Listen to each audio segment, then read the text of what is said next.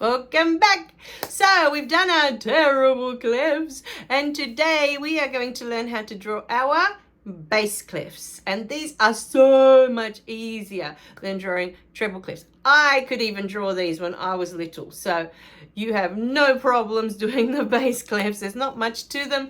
The one thing is you've got to be really careful where you put your dots, but if you follow along carefully where I'm putting mine, you should have no problem drawing beautiful bass clefs. So I'm going to see you at my desk. Now remember, this is attached to this lesson. You should have an attachment at the bottom, okay? A sheet that you'll need to download and print out and have that ready so that we can draw our bass clefs on those sheets. Okay, so get that first. If you need to pause, you can pause the video and then come back and I'll be at my desk waiting for you, okay? Now, bass clefs are so easy to draw that we can probably get away with just drawing in the first line. We're going to see how we go, okay? Now, just as we did with the right hand, we need to number these lines so we know where to start each time, because we don't just start randomly anywhere with either of them. They have a place where we start. So, starting from the bottom, line 1, line 2, line 3, line 4 and line 5. Now for the bass clef, we are going to start on line 4 every time. And it's so easy, so easy. Bass clefs are like the easiest thing ever to draw. Even I could draw them, and I was hopeless at drawing when I was little. So on this line, you want to draw a dot. See, there's a big blob there. You want to do a dot. We're not going to do it that big. That's good enough, okay? Then from here, you just want to go up to this top line and you want to stop roughly about there.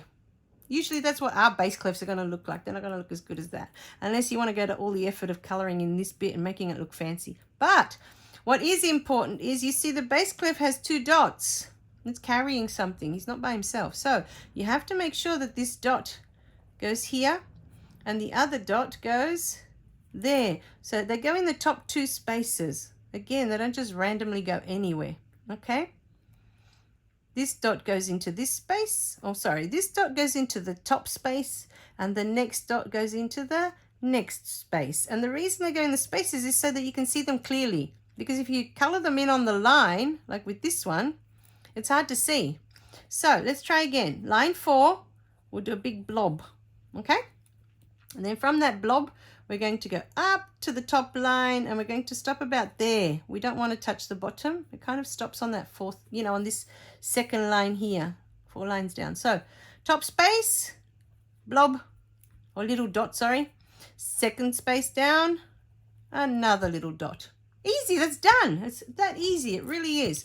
I'm going to get a crayon because I've got a feeling with a crayon, we might get a nicer looking bass clef. Let's give it a go, right? So big circle here. See, you even get a big circle there better. And then it goes up to the top line. You want it to be touching and you want it to finish there. And then we want a dot here and a dot there. It does look a little bit better, doesn't it? So let's try another one. Big blob on that line 4.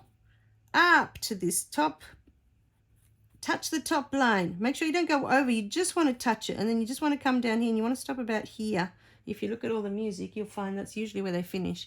And then you want to put the dot in this top space and the second dot in the space underneath it. It's too easy. I'm going to do one more, but really, you don't really, you can fill them all up if you want, up to you. A blob on line 4.